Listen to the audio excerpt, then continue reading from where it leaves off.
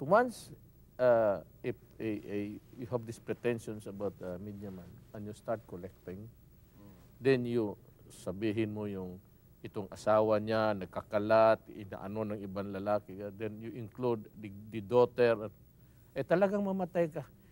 No amount of press organizations or press institute, no amount of constitutional guarantees there. No amount of European idiots coming over just to shout. Talagang mahiritan ka.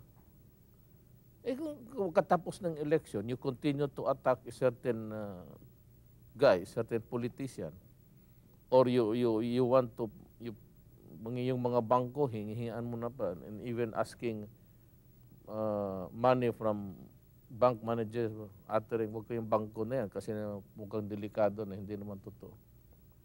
If you go into the criminal side, you cease to be a media practitioner. If you go into criminal activity, you cease to be a journalist. You are simply a criminal. And you are for the taking. Pagka ganun. Philippine contemporary time.